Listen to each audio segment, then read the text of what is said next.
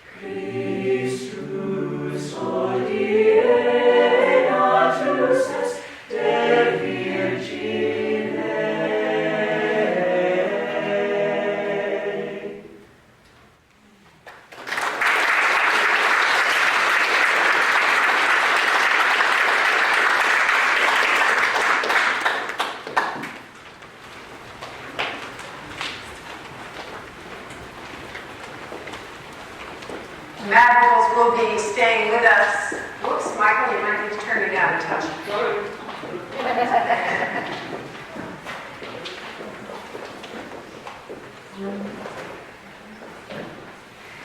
The Madrigals will be staying with us to sing 2 more songs for us and also to help us out with our first hymn, which is so helpful.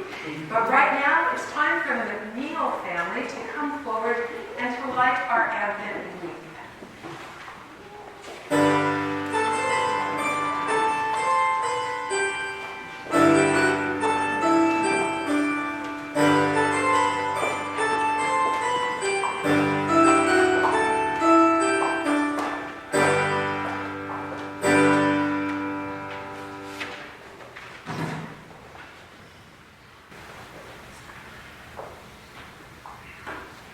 In the season of increasing darkness, we light the candles of hope and peace. Hope in the healing of our hearts and the healing of the earth, the healing of the world. Peace in our hearts and our health and in our hurt and world. We pray for the fulfillment of these dreams and we commit ourselves to bringing them to life.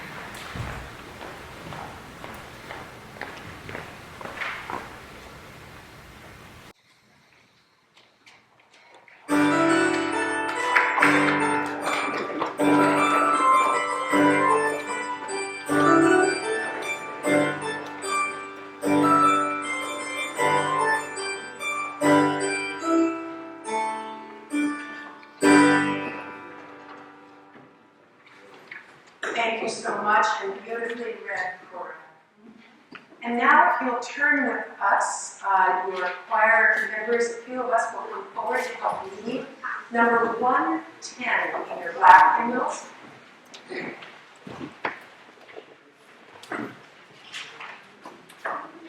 And we'll be singing all verses.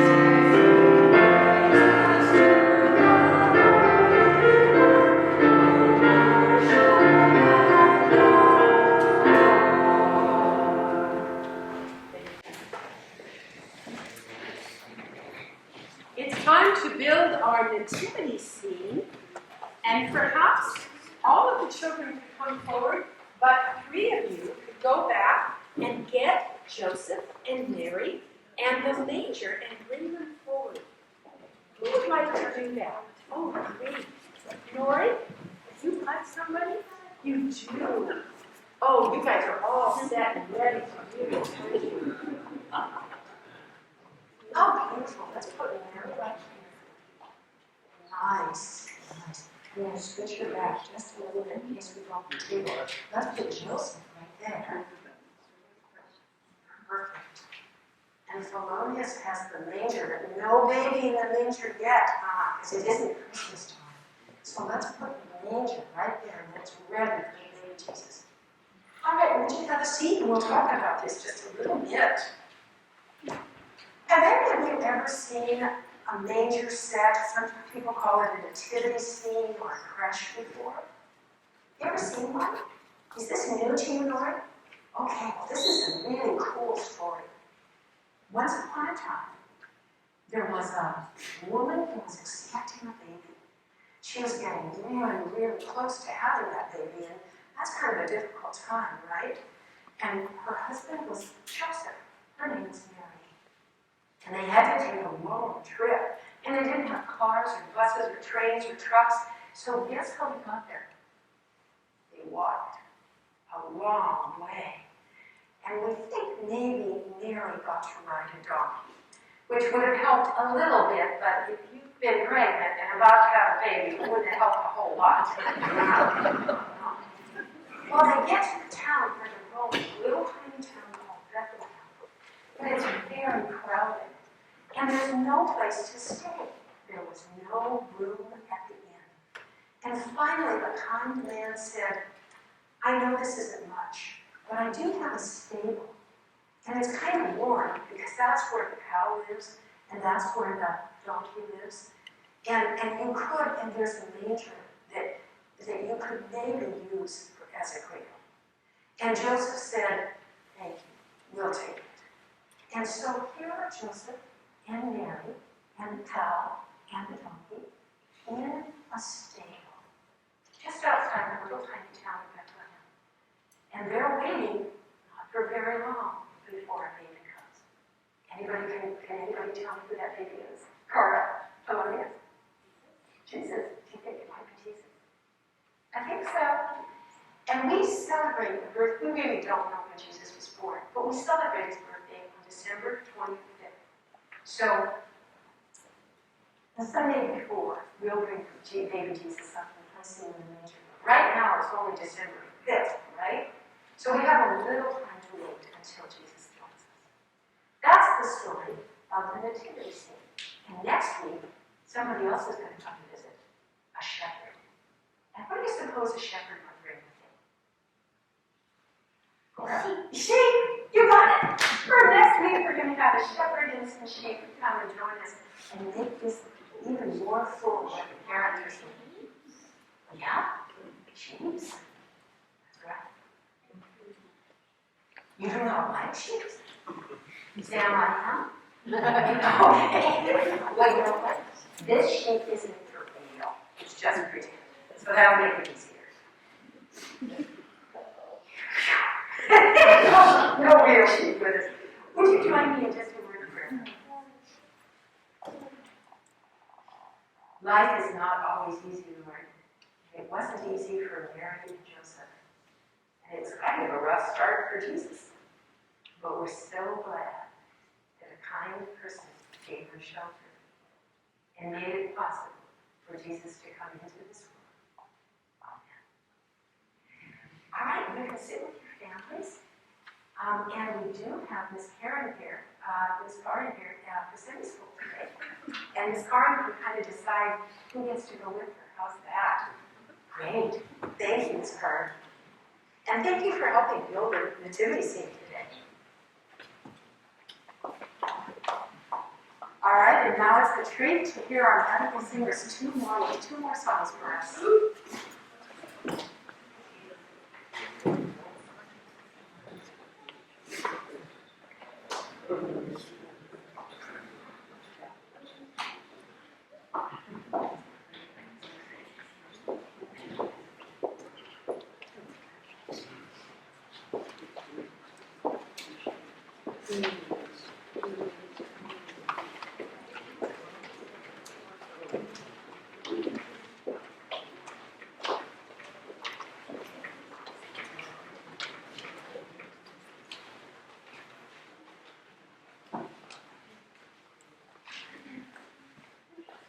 for our final two songs, we shall be singing When Mary Walked Through Woods of Thorn and Silent Night.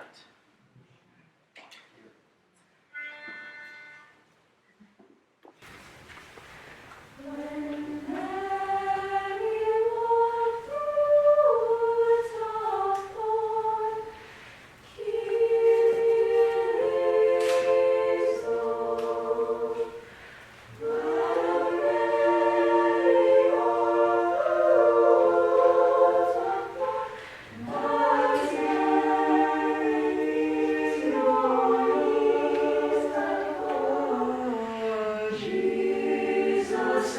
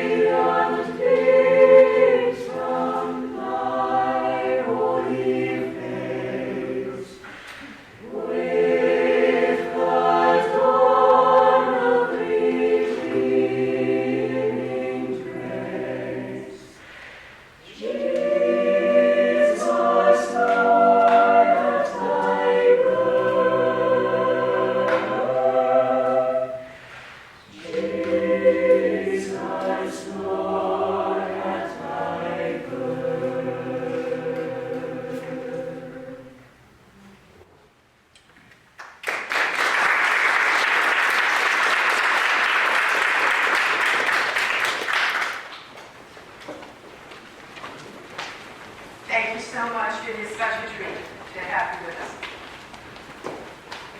And best wishes for your performances for the coming week.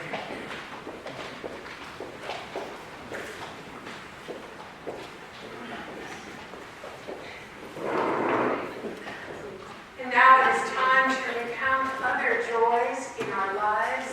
Are there joys among you that you would bring to share with your family today?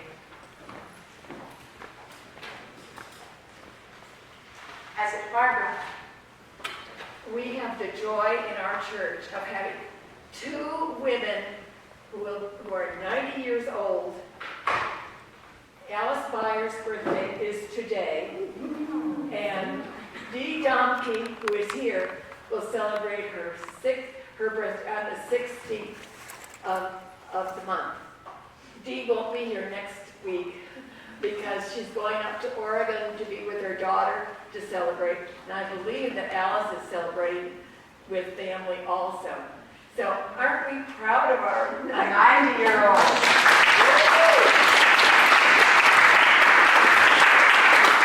And we're going to start something a little bit new, and it's called Birthday Sunday. So on the first Sunday of each month, we're inviting all of you who have a birthday in that month to identify yourself.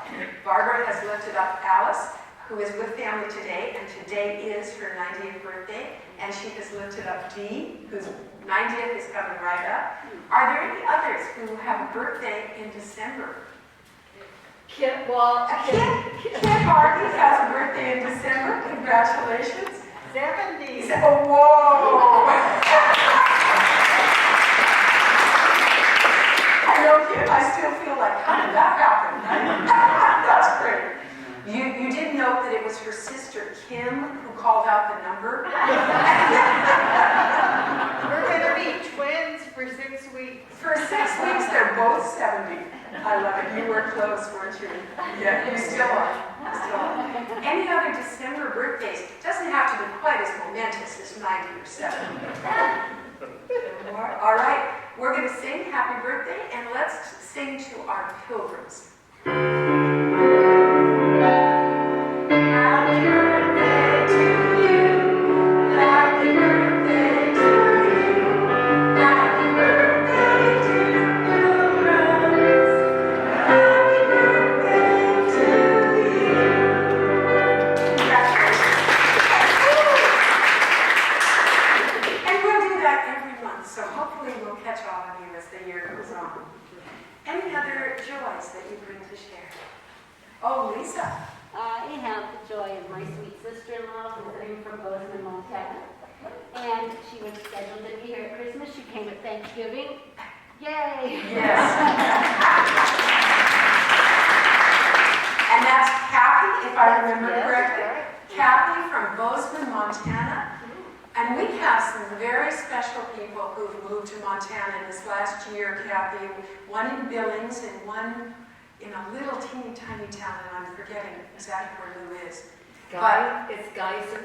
Geyser. Oh, I know where Geyser is. Oh, yeah. It's teeny tiny. Teeny tiny, that's how we remember it, Kathy. Teeny tiny, Geyser, Montana. And we'll be talking a little bit more about Lou here in a moment or two. But we did hear from Janet Terrell, and she is doing well in Montana. She's in Billings. Just got a note from her, and she has discovered 3 other UCC churches in Billings. And she's attending each of them and saying, I've had a really hard time letting go of Pilgrim, but my heart is turning. I know I need a congregation here, and she is working at finding one in Billings. All right. Any other joys this morning? Then let's make sure in the room. Oh, Michael. I think we have some amazing guests from the mission. Thank you so much for coming and joining us today. Thank you, Michael. Welcome to our mission.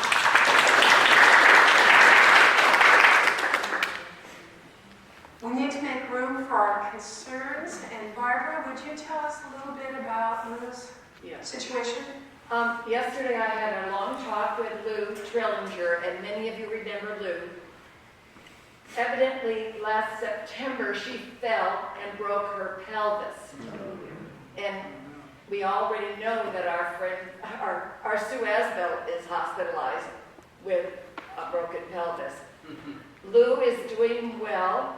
She's graduated from being bed rest to a wheelchair to a walker, and now after 9 weeks she is using a cane. And the doctor is very pleased with how she is healing. If you want to send her a card, she would love hearing from you. Her address is in the directory. So she is the one that is in Geyser, Montana. So I know she would love hearing from you. Thank you so much, Barbara. Barbara also mentioned that Sue Asbill needs our prayers. She had a tumble and also a broken pelvis. She is recovering at Vibra, but if you'd like to send a card, again, her address is in our directory, and it will get to her if you send it to her home. Best, she's still limiting visitors, but she does answer the phone, and she loves cards. And I had a good long visit with her this week, took her communion, prayed together, and she is doing better. She wants folks to know that she is doing better. It was a tough start. All right, and I neglected a joy to share with you. Our daughter Brooke went through surgery about 5 weeks ago now, and it took 5 weeks to get the biopsy back, so I had to mention it because we didn't know where things stood. But no malignancy, everything was benign, so I'm very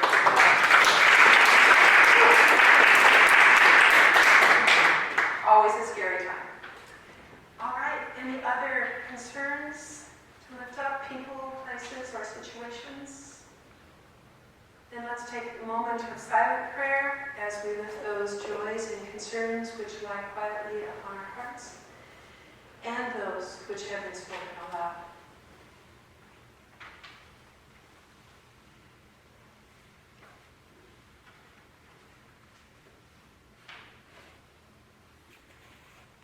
Holy One, as hard as it can sometimes be, this life is very much a gift. And you are the source of that goodness. We thank you for every hour, every day, every year. And we thank you for the opportunity to stop once in a while and mark those years as they go by, and reflect on all that we have learned, all whom we have loved, and perhaps those things and those people that we have needed to let go. Thank you for birthdays. Thank you for the love that has surrounded many of us from our very first days. We thank you for families, for friends, even though they can drive us nuts sometimes. Thank you for the efforts that people make to come and to visit and to be in our midst. Thank you for the tables with food that is shared. And then for the love that goes out into the world. We remember, especially this day, those who cannot be with us for one reason or another, particularly those who are homebound or hospital-bound. We remember them, we commit ourselves to reaching out to them, and we place them in the circle of your light and your love. And finally, Lord, beyond those whom we know, we pray for a hurting world, for there are so many who struggle with addiction and mental illness and refugee status, and the list goes on and on. But each one of us is your beloved child, and we are all sisters and brothers. Remind us that we are one family, and that you have given us the care of each other, as well as the receipt of your love and your gifts. Remind us, nudge us, bless us. Amen. Our prayer response is printed in your bulletin. If you would like to have the score, it is number 769. Hear our prayer, O Lord.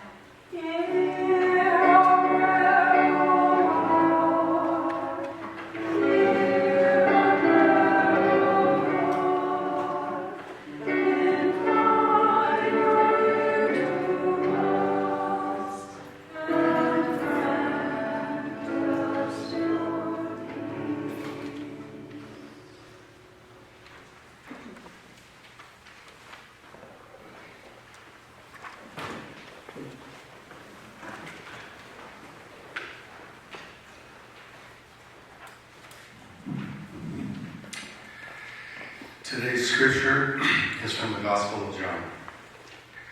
Let not your hearts be troubled. Believe in God. Believe also in me. Peace I leave you, my peace I give to you. Not as the world gives do I give to you. Let not your hearts be troubled, neither let them be afraid. Abide in me, and I in you. As the branch cannot bear fruit by itself unless it abides in the vine, neither can you unless you abide in me. I am the vine, you are the branches. These things I have spoken to you, that my joy may be in you, and that your joy may be complete. I have said this to you, that in me you may have peace. In the world you have tribulation, but be of good cheer, for I have overcome the world.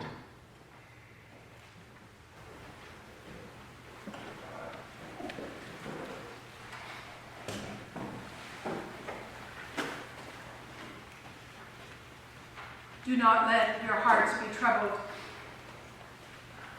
And don't be afraid. I give you my peace, so live in me as I live in you. Trust in me, and your joy will be complete. Even though the world is full of trouble, take courage, for I have overcome the world. John tells us these were among Jesus' last words to his disciples. They were part of Jesus' Last Supper with his friends, spoken the night before he died. These words have given comfort and strength to thousands, perhaps millions of Christians down through the ages as they faced suffering of every kind. In the world you will have trouble, persecution, and suffering. We hardly need to be reminded of that, do we? Conflict, sadness, and fear seem to be waiting on every street corner, and all too often they crash through to enter our homes and our hearts. In the Bible, the word peace often means peace between antagonists, individuals, communities, or nations. It means the end of war, the end of oppression, the coming of reconciliation, and the achievement of well-being for all people. That vision, in which swords shall be beaten into plowshares, was an important part of the message of Jesus. But in the verses we're focusing on today, Jesus is assuring his friends that despite ongoing warfare and oppression, they will be sustained by God's love and presence. This is the kind of peace that anchors and sustains us, no matter what is going on. I believe that as followers of Jesus, we are called to reach for both kinds of peace. We are called to question armed conflicts, provide for people in need, work towards systemic justice, and honor every life. We are also, however, encouraged to find the inner peace that being in relationship with God can bring whatever our outward circumstances. It's the latter that Jesus is offering through the Gospel of John. Peace I leave with you, my peace I give to you. I do not give as the world gives. Do not let your hearts be troubled, and do not let them be afraid. What a gift. How can we possibly claim it, unwrap it, and allow it to become real in our lives? And in answering that question for myself, I want to suggest a rather counterintuitive first step, and that is start by acknowledging your pain. My own experience tells me that progress towards inner peace begins with acknowledging the pain in our own lives and in our world. I used to run away from all that because it threatened to overcome me. But I don't do that anymore. Now I've found that if I stop and wait and sit with the reality of pain, my own and that of others, I can truly begin to ask for help from God and every other source. And next, I'm training myself to do everything I can to ease that pain of life. I pray, and I put the energy that I would have spent into complaining into doing something constructive. I cook a meal, or make a phone call, or write a note. You get the idea. Last but not least, I look to my faith, and what I find there can be amazing. In this time of year, we look to the story of Christmas, and we learn that at the darkest of times, God sent a baby among us. A baby whose very existence was threatened by social stigma against unwed motherhood, of homelessness, and by violence. And yet that baby grew into a prophet, a teacher, a lover of all, who turned our world upside down. And then, after a gruesome death by the powers of this world, this man's spirit returned to say, peace be with you. Jesus' resurrection is the sign that in the end, life and light and love will prevail. In the Gospel of John, Jesus says, in the world you will have persecution. Yet in the same breath, he adds, but take courage, for I have conquered them. And that is our reality today, as paradoxical as it seems. The love that conquers everything is with us in every storm, every dark night, in every loss, in every moment of pain. And the one who comes and whispers, peace, has shared our suffering. Further along in the Gospel of John, after the Last Supper scriptures, comes a story about Jesus' resurrection. When it was evening on that day, the first day of the week, and the doors of the house where the disciples had met were locked for fear of the authorities, Jesus came and stood among them and said, peace be with you.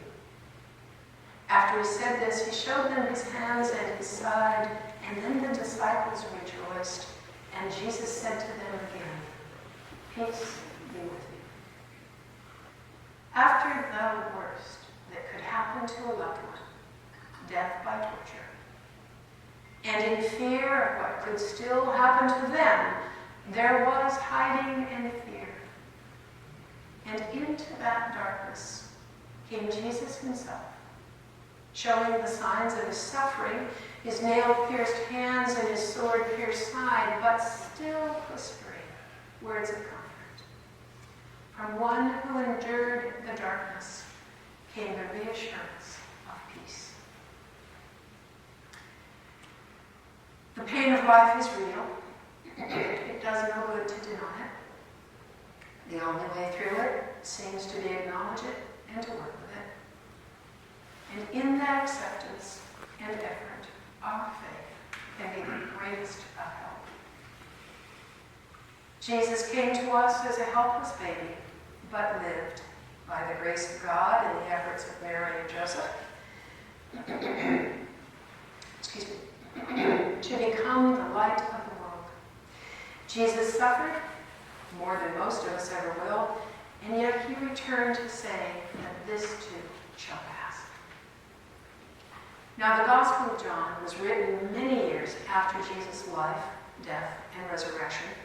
There were no tape recorders or video cameras, not even a scribe, taking shorthand as Jesus spoke so many years ago.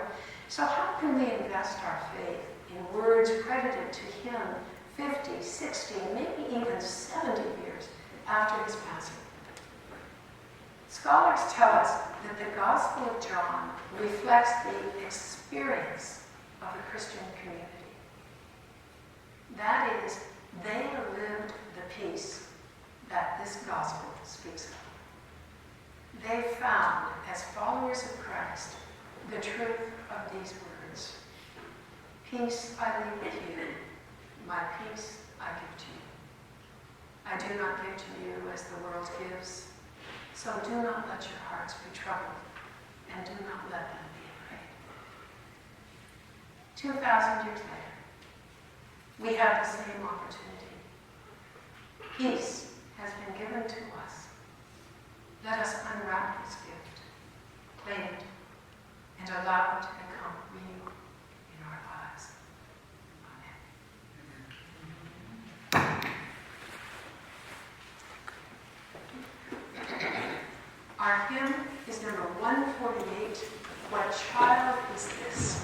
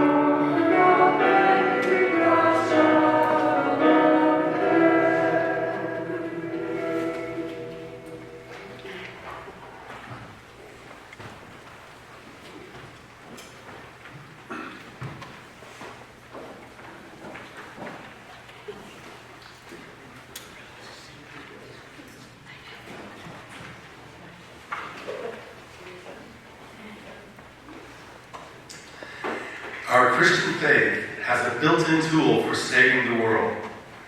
During Advent, we wait in anticipation for the birth of Christ. This is a time filled with hope.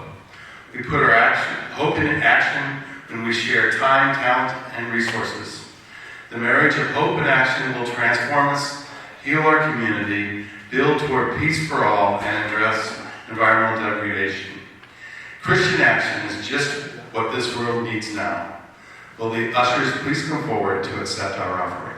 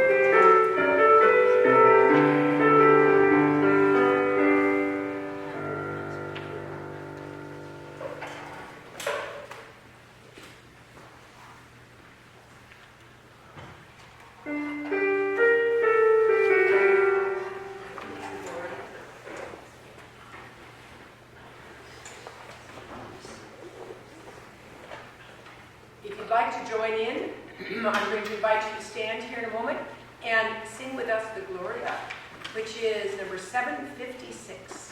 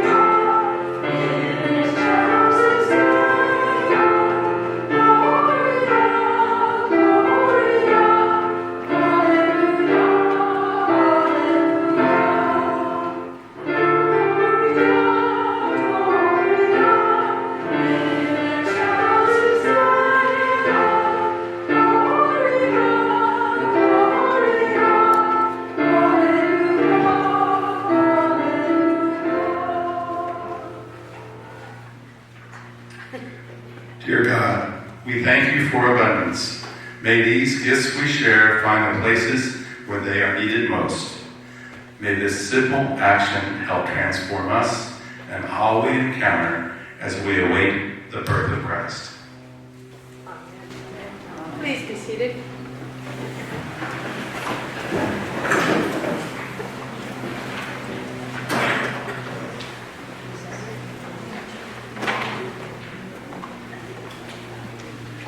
On the first Sunday of each month, we celebrate communion here at Pilgrim Congregational Church. And today you may have noticed that there is a tray of juice and a gluten-free cracker on each of your tables. And after I finish the words of institution, I will invite one person to start that tray and then just pass it around the table. Take your time. And we do ask that you can remove your mask to eat the cracker and take the juice. If you choose to take communion, everyone is welcome, and of course it's always up to you. But then to replace your mask after you have partaken.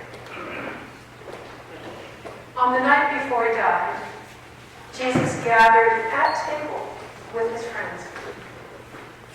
And he said to them, "This is my body, soon to be broken for you." And he blessed and gave thanks for the bread, and he passed it among his friends. And he said, "Take and eat, and do this in remembrance of me."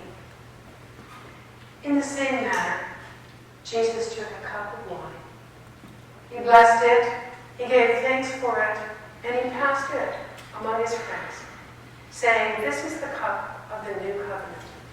Take and drink. And as often as you do so in remembrance of me." We do this in remembrance of him.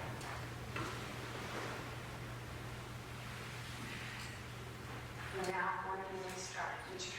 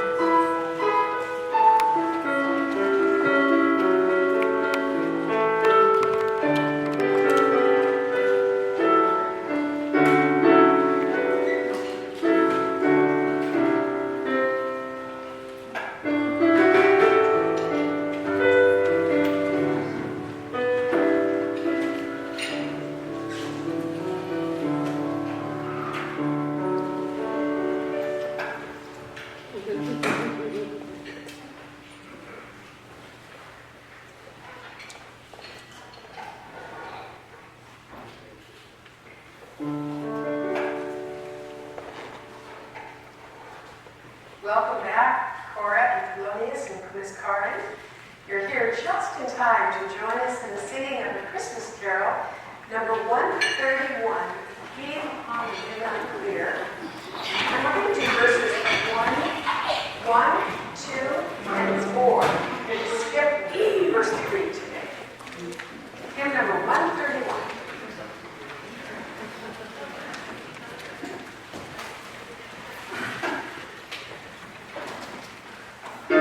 Thank you.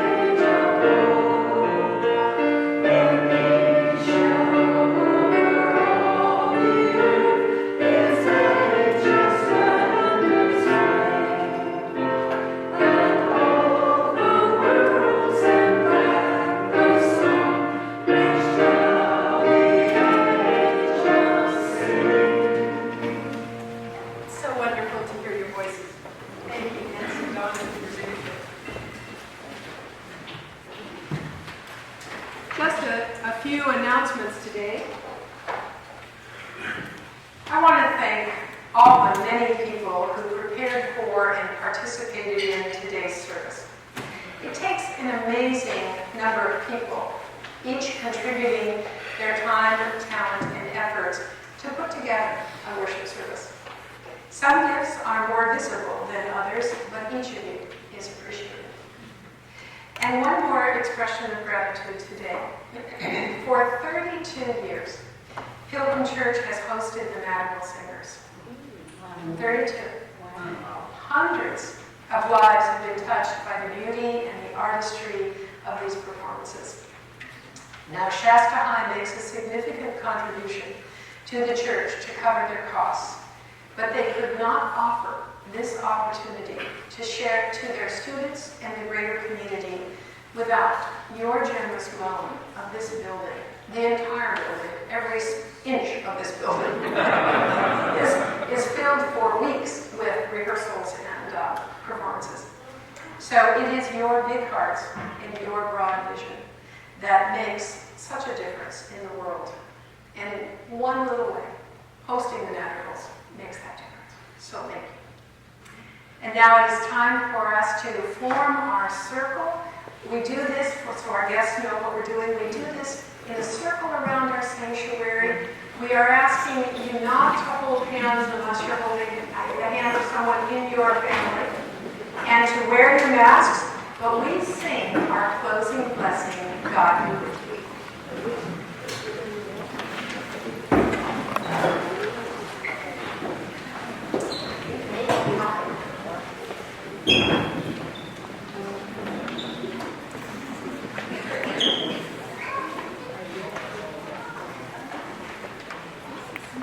That's it. Take your time. We'll wait for everybody to be in the circle.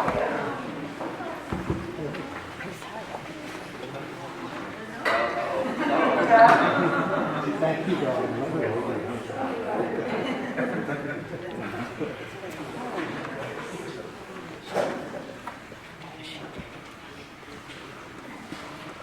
Wonderful. What a beautiful circle.